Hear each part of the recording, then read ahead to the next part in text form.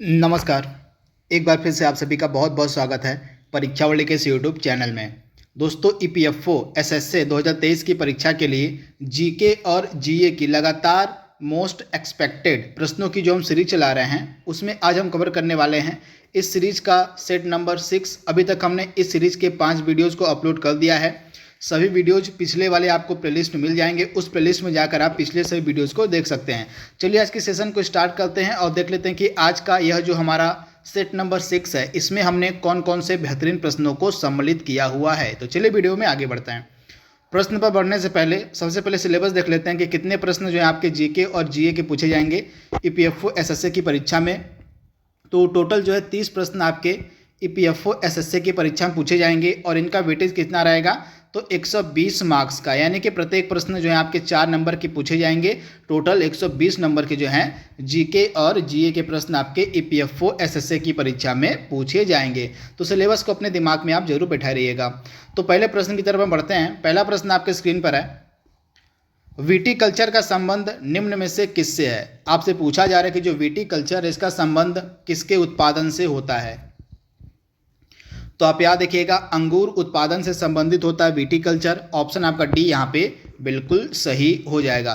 इसके अलावा कुछ अन्य भी इम्पॉर्टेंट कृषि की विधियाँ हैं जिनको यहाँ पे देख सकते हैं आप, यहाँ से प्रश्न एग्जाम में बनते हैं। जैसे सेरीकल्चर का संबंध हो जाएगा रेशम कीट उत्पादन से। इसके अलावा एपीकल्चर का संबंध आपका मधुमक्खी पालन से हो जाएगा। विटीकल्चर का संबंध आपका अंगूर उत्पादन से हो जाएगा। फ्लोरिकल्चर का संबंध आपका फूलों के उत्पादन से हो जाएगा। इसके बाद वर्मी कल्चर का संबंध किससे होता है तो केचुआ पालन से। पोमी कल्चर का संबंध आपका फलों के उत्पादन से हो जाएगा। पीसी कल्चर का मछली पालन से हो जाएगा। हॉर्टिकल्चर का आपका बागवानी से हो जाएगा। इसके अलावा ओलेरी कल्चर का संबंध आपका सब्जियों के उत्पादन से होता है। तो इस वाले लिस्ट को आप याद कर लीजिएगा, चाहे तो आप इसका स्क्रीनशॉट भी ले सकते हैं। इस लिस्ट से प्रश्न एग्जाम में देखने को कई बार मिल जाते हैं। अगला प्रश्न आपके स्क्रीन पर है, इंडिया डिवाइडेड नामक पुस्तक के लेखक कौन है, आपसे पूछा जा रहा है। इंडिया डिवाइडेड पुस्तक को किसने लिखा है। तो इस पुस्तक को किसके द्वारा लिखा गया है, डॉक्टर राजेंद्र प्रसाद के द्वारा, यानी कि ऑप्शन आपका यहाँ पे जो सी है बिल्कुल सही हो जाएगा। स्वतंत्र भारत के ये पहले राष्ट्रपति भी थे डॉक्टर राजेंद्र प्रसाद, इन्हीं के द्वारा जो है यह पुस्तक लिखी गई है जिसका नाम है इंडिया डिवाइडेड। तो ऑप्शन आपका सी यहाँ पे बिल्कुल सही है। अगला प्रश्न है, भारतीय राष्ट्रीय कांग्रेस का अंतिम अधिवेशन जिसमें बाल गंगाधर तिलक ने भाग लिया था, उस भारतीय राष्ट्रीय कांग्रेस के अंतिम अधिवेशन का आपको नाम बताना है जिसमें बाल गंगाधर तिलक ने हिस्सा लिया था। तो राइट आंसर क्या हो जाएगा, अमृतसर अधिवेशन 1919। यह एकमात्र ऐसा अधिवेशन था जिसमें बाल गंगाधर तिलक ने पार्टिसिपेट किया था, भाग लिया था। तो आप इसे याद रखिएगा, ऑप्शन आपका यहाँ पे सी जो है बिल्कुल सही हो जाएगा। इसी के बाद 1920 में जब 1 अगस्त 1920 को जो है असहयोग आंदोलन स्टार्ट होता है तो इसी दिन बाल गंगाधर तिलक की मृत्यु भी हो जाती है। तो इसके बारे में आपको याद रखना है। बाल गंगाधर तिलक के द्वारा जो है मराठा और केसरी नामक 2 अखबार का प्रकाशन भी किया जाता था, मराठा और केसरी। इसके अलावा गणपति उत्सव और शिवाजी महोत्सव, इन दोनों की शुरुआत भी बाल गंगाधर तिलक के द्वारा ही करी गई थी। इसके अलावा लाठी क्लब की स्थापना भी बाल गंगाधर तिलक ने ही की थी। अगला प्रश्न आपके स्क्रीन पर है, संसद भवन का डिजाइन किसके द्वारा तैयार किया गया था। हमारा जो संसद भवन बनकर तैयार हुआ था पहली बार, उसका जो डिजाइन है किसने तैयार किया था। तो आप याद देखिएगा, एडविन लुटियंस। ऑप्शन आपका यहाँ पे जो सी है बिल्कुल सही हो जाएगा। एडविन लुटियंस के द्वारा ही हमारे भारतीय संसद भवन का डिजाइन जो है तैयार किया गया था। अगला प्रश्न आपके स्क्रीन पर है, मोहनजोदड़ो शब्द का अर्थ यहाँ पे पूछा गया है कि क्या होता है। मोहनजोदड़ो सिंधु घाटी सभ्यता का यह एक फेमस स्थल है। तो इसका मीनिंग क्या होता है, इसका अर्थ क्या होता है। तो आप याद रखिएगा, इसको हम मृतकों का टीला या माउंड ऑफ द डेड भी कहते हैं। तो ऑप्शन आपका यहाँ पे जो बी है बिल्कुल सही हो जाएगा। इसके बारे में आपको याद रखना है, माउंड ऑफ द डेड। अगला प्रश्न है, निम्नलिखित में से कौन सा रोग जो है बैक्टीरिया से फैलता है। इसमें आपको उस रोग की पहचान करनी है जो बैक्टीरिया से फैलता है। तो आइए देख लेते हैं। तो तपेदिक जो रोग होता है यह बैक्टीरिया से फैलता है। पहला वाला हो गया आपका। हैजा भी आपका बैक्टीरिया से फैलता है। टिटनेस भी आपका बैक्टीरिया से फैलता है। इसके अलावा टाइफाइड भी आपका बैक्टीरिया से फैलता है। तो इसके बारे में आप याद रखिएगा। तो इनमें से सभी यानी कि जो चारों रोग दिए गए हैं आपके सामने, ये सभी जो हैं आपके बैक्टीरिया से फैलने वाले रोग हैं। तो ऑप्शन आपका ई जो है यहाँ पे बिल्कुल सही हो जाएगा। अगला प्रश्न है, निम्न में से किस भवन में ब्रिटेन की महारानी रहती हैं? आपको उस भवन का नाम बताना है दिए गए ऑप्शन के अनुसार जिसमें ब्रिटेन की महारानी रहती हैं। तो राइट आंसर क्या हो जाएगा? Buckingham palace. ऑप्शन आपका यहाँ पे जो बी है बिल्कुल सही हो जाएगा। बकिंघम पैलेस में जो है ब्रिटेन की महारानी रहती हैं। वहीं 10 डाउनिंग स्ट्रीट में कौन रहता है? तो ब्रिटेन का जो पीएम होता है वह 10 डाउनिंग स्ट्रीट में रहता है। वहीं व्हाइट हाउस में कौन रहता है? तो अमेरिका का प्रेसिडेंट जो है व्हाइट हाउस में रहता है। इसके अलावा 7 लोक कल्याण मार्ग में कौन रहता है? तो हमारे पीएम, इंडियन पीएम का जो आवास होता है उसको हम 7 लोक कल्याण मार्ग के नाम से जानते हैं। अगला प्रश्न आपके स्क्रीन पर है, इंडियन सिविल सर्विस की परीक्षा पास करने वाले पहले भारतीय कौन थे? इंडियन सिविल सर्विसेज की परीक्षा को पास करने वाले पहले भारतीय कौन थे? तो इनका नाम था सत्येंद्र नाथ टैगोर, यानी कि ऑप्शन आपका ए यहाँ पे बिल्कुल सही हो जाएगा, सत्येंद्र नाथ टैगोर। 9वां प्रश्न आपके स्क्रीन पर है, भारतीय मानक मेरिडियन 5 राज्यों के माध्यम से गुजरता है। तो इनमें से आपको बताना है कि इन 5 राज्यों में से कौन सा राज्य नहीं है जहाँ से भारतीय मानक मेरिडियन नहीं गुजरता है। तो इन 5 राज्यों को याद करने की मैं आपको ट्रिक बता दे रहा हूँ। ट्रिक के माध्यम से आप आसानी से उन 5 राज्यों को याद कर सकते हैं जहाँ से भारतीय मानक समय रेखा गुजरती है। तो यह ट्रिक क्या है? मौका, MOUCA। इस ट्रिक के माध्यम से आप इन 5 राज्यों को याद कर सकते हैं। यम से आपका मध्य प्रदेश हो जाएगा, ओ से आपका उड़ीसा हो जाएगा, यू से आपका उत्तर प्रदेश हो जाएगा, सी से आपका छत्तीसगढ़ हो जाएगा और ए से आपका आंध्र प्रदेश हो जाएगा। तो ये 5 राज्य हैं जहाँ से भारतीय मानक मेरिडियन और रेखा गुजरती है। तो दिए गए ऑप्शन में से कौन सा राज्य इसमें नहीं होगा? तो आपका जो बिहार है यहाँ से यह भारतीय मानक मेरिडियन रेखा नहीं गुजरती है। तो ऑप्शन आपका सी यहाँ पे बिल्कुल सही हो जाएगा। अगला प्रश्न है, निम्न में से किस खिलाड़ी को जो है किस खिलाड़ी का उपनाम ब्लैक पर्ल है? तो ब्लैक पर्ल जो है किस खिलाड़ी का उपनाम है? तो आप याद रखिएगा पेले का। ऑप्शन आपका ए यहाँ पे बिल्कुल सही हो जाएगा, पेले। अगला प्रश्न है, तकला मकान मरुस्थल किस देश में स्थित है? तकला मकान मरुस्थल जो है किस देश में आपको देखने को मिलेगा?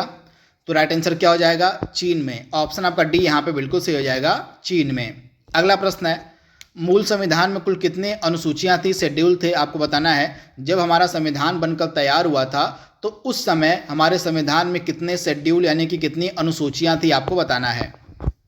तो राइट आंसर क्या हो जाएगा? 8 अनुसूचियां थी जब हमारा संविधान बनकर तैयार हुआ था। लेकिन वर्तमान में अगर हम बात करें तो वर्तमान में हमारे भारतीय संविधान में कुल 12 अनुसूचियां हैं। तो इसके बारे में आप याद रखिएगा। अगला प्रश्न है, विश्व का पहला सफल हृदय प्रत्यारोपण किसके द्वारा किया गया था? विश्व का पहला जो है हृदय प्रत्यारोपण किसके द्वारा किया गया था? तो इस व्यक्ति का नाम था क्रिश्चियन बर्नार्ड। ऑप्शन आपका सी यहाँ पे बिल्कुल सही हो जाएगा। क्रिश्चियन बर्नार्ड नामक व्यक्ति के द्वारा ही विश्व का पहला हृदय प्रत्यारोपण किया गया था। तो ऑप्शन आपका सी यहाँ पे 100% सही जवाब हो जाएगा। अगला प्रश्न है, इंदिरा गांधी के द्वारा निम्न में से किस वर्ष में नेशनल इमरजेंसी यानी कि राष्ट्रीय आपातकाल लगाया गया था? तो इंदिरा गांधी उस समय प्राइम मिनिस्टर हुआ करती थी। तो यह समय था आपका 1975 का। तो पूरे देश में जो है नेशनल इमरजेंसी लगाई गई थी इंदिरा गांधी के शासनकाल में। तो ऑप्शन आपका बी यहाँ पे बिल्कुल सही हो जाएगा। अब नेशनल इमरजेंसी किस आर्टिकल के तहत लगाई जाती है? तो आप याद रखिएगा, हमारे देश में 3 प्रकार की इमरजेंसी का प्रावधान है। एक तो आपका हो गया नेशनल इमरजेंसी, राष्ट्रीय आपातकाल। दूसरा आपका हो गया प्रेसिडेंट रूल, जिसको हम राष्ट्रपति शासन के नाम से भी जानते हैं, या उसको हम स्टेट इमरजेंसी भी कहते हैं। इसके अलावा एक आपका होता है फाइनेंशियल इमरजेंसी। तो नेशनल इमरजेंसी जो है आपकी 352 आर्टिकल के तहत लगाई जाती है, अनुच्छेद 352 के तहत। वहीं स्टेट इमरजेंसी यानी कि राष्ट्रपति शासन इसको हम बोलते हैं, यह जो आपका होता है अनुच्छेद 356 के तहत लगाया जाता है। इसके अलावा फाइनेंशियल इमरजेंसी यानी कि वित्तीय आपातकाल जो है आपका आर्टिकल 360 के तहत लगाया जाता है। तो एक चीज़ आप ध्यान दीजिएगा, अभी तक हमारे देश में वित्तीय आपातकाल कभी भी नहीं लगाया गया है। तो इसके बारे में आप याद रखिएगा। आपसे एग्जाम में पूछा जा सकता है कि आपके पास 4 या 3 ऑप्शन दे देगा, तो इसमें से आपको पहचानना होगा कि कौन सा आपातकाल अभी तक हमारे देश में नहीं लगा हुआ है। तो आपका राइट आंसर क्या हो जाएगा? वित्तीय आपातकाल, फाइनेंशियल इमरजेंसी अभी तक हमारे देश में नहीं लगाई गई है। तो आप इसे याद रखिएगा। फाइनेंशियल इमरजेंसी का संबंध होता है आर्टिकल 360 से यानी कि अनुच्छेद 360 से। तो दिए गए प्रश्न का राइट आंसर क्या हो जाएगा? 1975 में जो है इंदिरा गांधी के शासनकाल में इमरजेंसी लगाई गई थी। अगला प्रश्न है, राष्ट्रपति 5 वर्ष तक अपने पद पर रहता है। अपने निर्वाचन की तारीख से या संसद द्वारा निर्धारित तिथि से या अपने पद ग्रहण करने की तिथि से या निर्वाचन आयोग द्वारा घोषित तिथि से। आपको बताना है सही आंसर। तो राइट आंसर क्या हो जाएगा? राष्ट्रपति जो है 5 वर्ष तक अपने पद पर बना रहता है जब वह अपना पद ग्रहण करता है, यानी कि अपने पद ग्रहण करने की तिथि से लेके 5 वर्ष तक जो है राष्ट्रपति अपने पद पर रहता है। तो ऑप्शन आपका सी यहाँ पे बिल्कुल सही हो जाएगा। अगला प्रश्न है UNEP यानी कि संयुक्त राष्ट्र पर्यावरण कार्यक्रम का यहाँ पे हेडक्वार्टर आपसे पूछा गया है। तो राइट आंसर क्या हो जाएगा? केन्या की राजधानी नैरोबी में आपको मिलेगा संयुक्त राष्ट्र पर्यावरण कार्यक्रम का हेडक्वार्टर, यानी कि ऑप्शन आपका ए यहाँ पे बिल्कुल सही हो जाएगा। अगला प्रश्न है बांदीपुर राष्ट्रीय उद्यान किस राज्य में स्थित है? बांदीपुर राष्ट्रीय उद्यान किस राज्य में है? तो कर्नाटक में मिलेगा आपको बांदीपुर राष्ट्रीय उद्यान, यानी कि ऑप्शन आपका ए यहाँ पे बिल्कुल सही हो जाएगा। अगला प्रश्न है कान्हा राष्ट्रीय उद्यान दलदली हिरन की दुर्लभ और लगभग विलुप्त प्रजातियों को बचाने वाला राष्ट्रीय उद्यान है। तो आपको बताना है कि हिरन की इस दुर्लभ और लगभग विलुप्त प्रजाति को हम किस नाम से जानते हैं। तो आप याद रखिएगा जो दलदली हिरन होते हैं इनको हम बारहसिंगा के नाम से भी जानते हैं। तो इंपॉर्टेंट है ऑप्शन आपका ए यहाँ पे बिल्कुल सही हो जाएगा। दलदली हिरन को हम बारहसिंगा के नाम से जानते हैं और इनको बचाने के लिए जो राष्ट्रीय उद्यान है वो मिलेगा आपको कान्हा राष्ट्रीय उद्यान। कहाँ पर? तो मध्य प्रदेश में। अगला प्रश्न आपके स्क्रीन पर है किए गए कार्य की दर को हम क्या कहते हैं? किए गए कार्य की दर को क्या कहा जाता है? तो पावर यानी कि शक्ति, यानी कि ऑप्शन आपका बी यहाँ पे बिल्कुल सही हो जाएगा। अगला प्रश्न है यहाँ पे लेबनान की राजधानी आपसे पूछी गई कि वर्तमान में लेबनान की राजधानी क्या है। देश और राजधानी भी आपसे एग्जाम में पूछे जाएंगे। तो ये चारों ऑप्शन को डिस्कस कर लेते हैं। तो पहला ऑप्शन क्या है? अबू धाबी किसकी राजधानी है? तो आप याद रखिएगा अबू धाबी जो है UAE की राजधानी है, यानी कि संयुक्त अरब अमीरात की राजधानी है। अंकारा किसकी राजधानी है? तो अंकारा पहले राजधानी हुआ करती थी टर्की की। आप याद रखिएगा अंकारा जो है पहले राजधानी किसकी हुआ करती थी? तो तुर्की की जो है राजधानी हुआ करती थी, लेकिन वर्तमान में तुर्की की राजधानी क्या है? आपको कमेंट बॉक्स में बताना है इसका आंसर। बेरूत किसकी राजधानी है? तो लेबनान की, यानी कि ऑप्शन आपका इस प्रश्न का सी बिल्कुल सही हो जाएगा। इसके अलावा निकोसिया किसकी राजधानी? तो साइप्रस की। साइप्रस की जो है राजधानी आपको मिलेगी निकोसिया। तो चारों की राजधानी मैंने आपको बता दिया है। आप याद रखिएगा UAE यानी कि संयुक्त अरब अमीरात की राजधानी अबू धाबी हो जाएगी। इसके अलावा लेबनान की राजधानी बेरूत हो जाएगी और साइप्रस की राजधानी आपकी निकोसिया हो जाएगी। अगला प्रश्न है दांडी यात्रा कितने दिन चली थी? महात्मा गांधी के द्वारा जो दांडी मार्च स्टार्ट किया गया था, जो दांडी यात्रा स्टार्ट की गई थी, यह लगभग कितने दिन चली थी? तो आप याद रखिएगा अहमदाबाद के साबरमती आश्रम से 12 मार्च 1930 को, अहमदाबाद के साबरमती आश्रम से 12 मार्च 1930 को यह दांडी मार्च स्टार्ट हुआ था और महात्मा गांधी ने 6 अप्रैल को नमक कानून तोड़ा था जो है दांडी पहुंचकर। तो इन दोनों के बीच का जो दिन हो जाएगा कितना हो जाएगा? लगभग 24 दिन, यानी कि ऑप्शन आपका सी यहाँ पे बिल्कुल सही हो जाएगा। 24 दिन तक आपकी चली थी दांडी यात्रा। तो इसके बारे में आप याद रखिएगा 12 मार्च को यह स्टार्ट होती है और महात्मा गांधी के द्वारा दांडी पहुंचकर 6 अप्रैल 1930 को नमक कानून को तोड़ा गया था। अगला प्रश्न है समतल दर्पण द्वारा बनाया गया प्रतिबिंब हमेशा कैसा होता है? तो आप याद रखिएगा जो समतल दर्पण होता है इसके द्वारा जो प्रतिबिंब बनता है वह आभासी तथा सीधा होता है, यानी कि ऑप्शन आपका ए यहाँ पे बिल्कुल सही हो जाएगा, आभासी तथा सीधा। अगला प्रश्न है प्रकाशीय तंतु निम्नलिखित में से प्रकाश के किस सिद्धांत पर कार्य करता है? जो आपका ऑप्टिकल फाइबर होता है, जो आपका प्रकाशीय तंतु होता है, यह किस सिद्धांत पर कार्य करता है?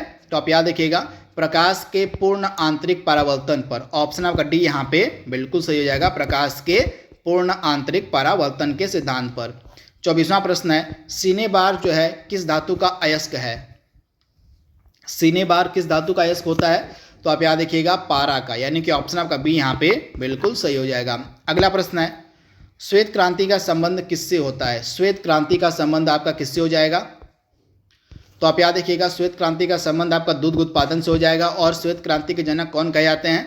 तो डॉक्टर वर्गीज कुरियन। आप याद रखिएगा डॉक्टर वर्गीज कुरियन को जो है भारत में श्वेत क्रांति का जनक कहा जाता है। अगला प्रश्न आपके स्क्रीन पर है भारतमाला परियोजना से भारत का निम्न में से कौन सा इंफ्रास्ट्रक्चर क्षेत्र संबंधित है? तो किसके विकास के लिए जो है भारत सरकार ने भारतमाला परियोजना को स्टार्ट किया था? तो राजमार्गों के विकास के लिए। तो ऑप्शन आपका डी यहाँ पे बिल्कुल सही हो जाएगा, राजमार्गों के विकास के लिए। कब यह योजना शुरू की गई थी? तो यहाँ पे आप देख पा रहे हैं 31 जुलाई 2015 को जो है भारतमाला परियोजना को शुरू किया गया था। किस मंत्रालय के द्वारा? तो आपका हो जाएगा सड़क परिवहन और राजमार्ग मंत्रालय के द्वारा इसको स्टार्ट किया गया था। अगला प्रश्न है किस एक्ट के तहत भारत में राजकोषीय घाटे को कम करने के लिए सरकार के अस्थायी लक्ष्य का निर्धारण किया जाता है? तो आप याद देखिएगा यह एक्ट कौन सा हो जाएगा? फेमा एक्ट के तहत जो है राजकोषीय घाटे को कम करने के लिए जो सरकार का अस्थायी लक्ष्य है उसका निर्धारण किया जाता है। तो ऑप्शन आपका यहाँ पे जो सी है बिल्कुल सही हो जाएगा, फेमा एक्ट। यहाँ पे फेमा एक्ट का पूरा नाम क्या होता है? यहाँ पे आप देख पा रहे हैं physical responsibility and budget management act 2000 यहाँ पे 3 हो जाएगा, यानी कि ऑप्शन आपका यहाँ पे जो कौन सा हो जाएगा? तो यहाँ पे ऑप्शन आपका क्या हो जाएगा? ऑप्शन आपका बी यहाँ पे बिल्कुल सही हो जाएगा। तो इसके बारे में आप याद देखिए यहाँ पे फेमा नहीं FRBM होगा, FRBM एक्ट के तहत। तो 2003 का यह एक्ट है, इसके बारे में आप याद देखिएगा। इसका फुल फॉर्म भी आपसे एग्जाम में पूछा जा सकता है, तो चाहे तो इसका फुल फॉर्म आप नोट डाउन कर सकते हैं। अगला प्रश्न है खान अब्दुल गफ्फार खान को जो है किस अन्य नाम से जाना जाता है? खान अब्दुल गफ्फार खान को हम किस अन्य नाम से जानते हैं? तो आप याद देखिएगा इनका अन्य नाम था बादशाह खान, और इसको जो है हम सीमांत गांधी भी कहते हैं। तो आप याद देखिएगा सीमांत गांधी भी जो है इनको कहा था, सीमांत गांधी को इंग्लिश में हम क्या कहते हैं? तो फ्रंटियर गांधी। तो सीमांत गांधी या फ्रंटियर गांधी या बादशाह खान, ये सभी नाम किसके हैं? तो खान अब्दुल गफ्फार खान के हैं। इनके द्वारा एक संगठन की स्थापना की गई थी भारतीय राष्ट्रीय आंदोलन के दौरान। इस संगठन का क्या नाम है? तो खुदाई खिदमतगार। तो इसके बारे में आप याद रखिएगा। अगला प्रश्न है आत्मसम्मान आंदोलन की शुरुआत किसके द्वारा की गई थी? तो आप याद रखिएगा आत्मसम्मान आंदोलन की जो शुरुआत है EV रामास्वामी नायकर के द्वारा की गई थी। ऑप्शन आपका ए यहाँ पे बिल्कुल सही हो जाएगा, EV रामास्वामी नायकर के द्वारा। अगला प्रश्न है महावीर स्वामी को मोक्ष यानी कि निर्वाण की प्राप्ति कहाँ पर हुई थी, यानी कि इनकी मृत्यु कहाँ पर हुई थी? आपसे पूछा जा रहा है। तो आप याद रखिएगा राजगीर के पावापुरी में जो है महावीर स्वामी को मोक्ष यानी कि निर्वाण की प्राप्ति हुई थी। तो ऑप्शन आपका यहाँ पे जो ए है बिल्कुल सही हो जाएगा, राजगीर के पावापुरी में। तो इस प्रकार से आज का जो सेट नंबर 6 था EPFO SSC 2023 की परीक्षा के लिए GK और GA का, उसको हमने कंप्लीट कर लिया है। आई होप यह सीरीज आप इंजॉय कर रहे होंगे। तो आज के लिए बस इतना ही। Thank you, thanks for watching, thank you.